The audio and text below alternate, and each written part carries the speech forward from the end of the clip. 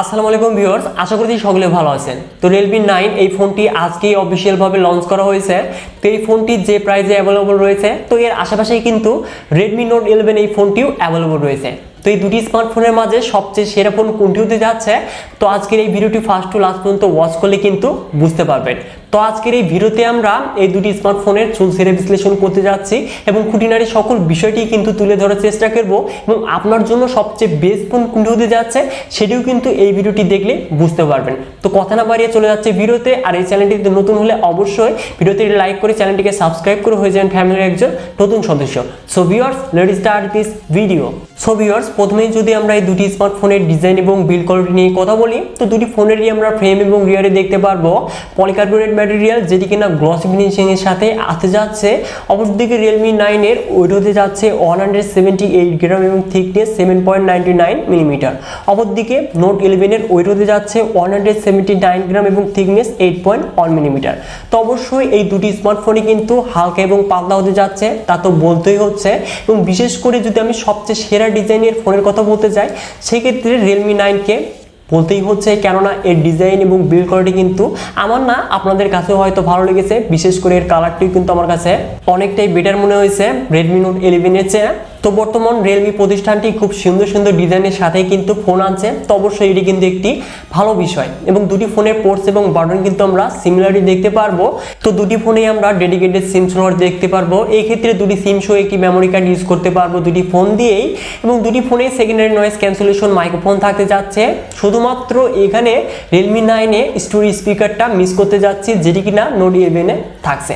তো এবার মুভ করা যাক এই দুটি স্মার্টফোনের ডিসপ্লে সেকশনে। তো Realme 9 এ দেখতে পারবো আমরা 6.4 inches super AMOLED display panel, যার রেজুলেশন ফুল এইচডি প্লাস, সাথে থাকছে 90 hertz refresh rate, 1000 nits spec brightness এবং এই ডিসপ্লেকে প্রোটেকশনের জন্য থাকছে কর্নিং গোরিলা গ্লাস 5।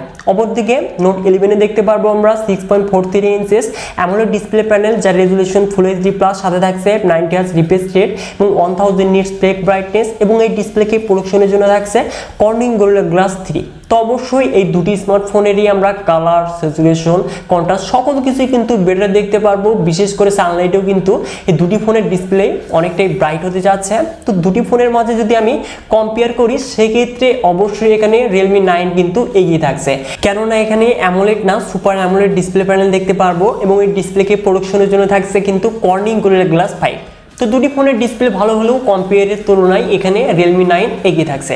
তো এবার মুভ করা যাক এই দুটি স্মার্টফোনের পারফরমেন্স সেকশনে। তো Realme 9 এ দেখতে পারবো অ্যান্ড্রয়েড ভার্সন 12 এর সাথে Realme UI 3.0 রান করবে, যেখানে চিপসেট হিসেবে থাকছে Qualcomm Snapdragon 680, যেটি কিনা 6nm আর্কিটেকচারে তৈরি একটি অক্টোকোর প্রসেসর, যা সর্বোচ্চ ক্লক স্পিড 2.4 GHz, যাতে জিপিইউ হিসেবে থাকছে Adreno 16।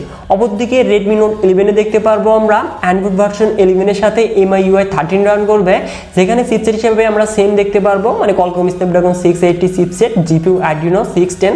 তো এই দুটি স্মার্টফোনে আমরা কিন্তু সেম চিপসেট দেখতে পারবো এবং দুটি ফোন থেকেই কিন্তু আমরা সিমিলারই পারফরমেন্স পেতে যাচ্ছি। তো এই দুটি ফোন দিয়েই কিন্তু আমরা পাবজিতে লো টু মিডিয়াম সেটিংসে প্লে করতে পারবো। অপরদিকে বাকি যে গেমগুলো রয়েছে, তো মিডিয়াম সেটিংসে আমরা কিন্তু খুব সহজেই ইজিলি ল্যাগ ফ্রি এবং স্মুথনেসের সাথে প্লে করতে পারবো গেম। অপরদিকে এই চিপসেটটি কিন্তু খুবই পাওয়ার এফিশিয়েন্ট চিপসেট এবং এই চিপসেটের যে গেমিং পারফরমেন্স এই বাজেটে অনেকটা বেটারই বলা চলে। তো অবশ্যই এই চিপসেটটি দিয়ে কিন্তু আমরা লং টাইম ব্যাটারি ব্যাকআপও পেতে যাচ্ছি। তো এবার আসি এই দুটি স্মার্টফোনের র্যাম রমে। তো দুটি ফোনেই আমরা র্যাম টাইপ দেখতে পারবো LPDDR4S এবং স্টোরেজ টাইপ UFS 2.2। তো অবশ্যই ডাটা রিড এবং রাইট হবে কিন্তু অনেকটাই ফাস্টের স্পিডে। তো এবার মুভ করা যাক এই দুটি স্মার্টফোনের ক্যামেরাতে। তো Realme 9 এ দেখতে পারবো আমরা ট্রিপল ক্যামেরা সেটআপ, যার মেইন ক্যামেরাটি 108 মেগাপিক্সেল, যার অ্যাপারচার হলো 1.8, সাথে থাকছে 8 মেগাপিক্সেল আল্ট্রা ওয়াইড এবং 2 মেগাপিক্সেল ম্যাক্রো লেন্স, যেটি দিয়ে আমরা 1080p 30 fps এ সর্বোচ্চ ভিডিও রেকর্ড করতে পারবো। অপরদিকে Redmi Note 11 এ দেখতে পারবো আমরা কোয়াড ক্যামেরা সেটআপ, যার মেইন ক্যামেরাটি 50 মেগাপিক্সেল, যার অ্যাপারচার হলো 1.8, সাথে থাকছে 8 megapixel ultra wide, 2 megapixel macro এবং 2 মেগাপিক্সেল ডেপথ সেন্সর, যেটি দিয়েও আমরা কিন্তু 1080p 30 fps এ সর্বোচ্চ ভিডিও রেকর্ড করতে পারবো। তো দুটি ফোনের যদি আমরা ফটো কোয়ালিটি নিয়ে কথা বলি সেক্ষেত্রে অবশ্যই এখানে Realme 9 কিন্তু অনেকটাই এগিয়ে থাকছে, কেননা এখানে 108 মেগাপিক্সেল ক্যামেরা থাকছে এবং ফটো কোয়ালিটিও কিন্তু অনেকটাই সুন্দর হতে যাচ্ছে, কেননা এখানে স্যামসাং এর SM6 এই সেন্সরটি ব্যবহার করা হয়েছে এবং এই ফোনটির ফ্রন্টে দেখতে পারবো আমরা 16 মেগাপিক্সেল সেলফি ক্যামেরা, যেটি দিয়েও আমরা 1080p 30fps এ সর্বোচ্চ ভিডিও রেকর্ড করতে পারবো। অপরদিকে Redmi Note 11 এর ফ্রন্টে থাকছে 13 মেগাপিক্সেল সেলফি ক্যামেরা, যেটি দিয়েও আমরা 1080p 30fps এ সর্বোচ্চ ভিডিও রেকর্ড করতে পারবো। তো অবশ্যই ক্যামেরায় আমি চোখ বন্ধ করে Realme 9 কে কিন্তু এগিয়ে রাখছি। তো অবশ্যই এখান থেকে কিন্তু আমরা ভিডিও কোয়ালিটি এবং ফটো কোয়ালিটি কিন্তু অনেকটাই বেড়ে পেতে যাচ্ছি। তো এবার আসা যাক এই দুটি স্মার্টফোনের কমন ফিচার্সে। তো Realme 9 এ দেখতে পারবো আমরা সিঙ্গেল স্পিকার, অপরদিকে Redmi Note 11 এ দেখতে পারবো আমরা স্টুডিও স্পিকার এবং বাদবাকি যে ফিচার্সগুলো মানে LAN, Bluetooth, GPS, radio, USB type C port তো সিমিলারই থাকতে যাচ্ছে এবং এই দুটি স্মার্টফোনের সিকিউরিটি হিসেবে থাকছে Realme 9 এ দেখতে পারবো ইন ডিসপ্লে ফিঙ্গারপ্রিন্ট স্ক্যানার, যেটি কিনা অনেকটাই ফাস্টেড এবং অ্যাকুরেট হতে যাচ্ছে। অপরদিকে Note 11 এ দেখতে পারবো আমরা সাইড মাউন্টেড ফিঙ্গারপ্রিন্ট স্ক্যানার, যেটিও কিনা ফাস্টেড এবং অ্যাকুরেট হতে যাচ্ছে। তো অবশ্যই এখানে কিন্তু Realme 9 এগিয়ে থাকছে। তো এবার মুভ করা যাক এই দুটি স্মার্টফোনের ব্যাটারি ব্যাকআপে। তো দুটি ফোনেই দেখতে পারবো আমরা 5000 mAh ব্যাটারি, যেটি কিনা 33 ওয়াট ফাস্ট চার্জিং সাপোর্টেড, যেটি দিয়ে আমরা 1 ঘন্টা 10-20 মিনিটেই কিন্তু আমরা 100% চার্জ কমপ্লিট করতে পারবো এবং এই ফোনটি দিয়ে আমরা 1.5 দিনের মতো ব্যাটারি ব্যাকআপ পেতে যাচ্ছি দুটি ফোন দিয়েই। এবং আপনারা যারা হেভি গেমার রয়েছেন এবং হেভি ইউজ করতে চাচ্ছেন সেক্ষেত্রে 1 দিনের মতো ব্যাটারি ব্যাকআপ পেতে যাচ্ছেন এই দুটি স্মার্টফোন দিয়ে। তো এবার মুভ করা যাক কালারে। তো Realme 9 এ দেখতে পারবো আমরা 3টি কালার ভেরিয়েন্টে, ব্ল্যাক, গোল্ড এবং হোয়াইট কালারে। অপরদিকে Note 11 দেখতে পারবো আমরা 3টি কালারে, গ্রে, হোয়াইট এবং ব্লু কালারে।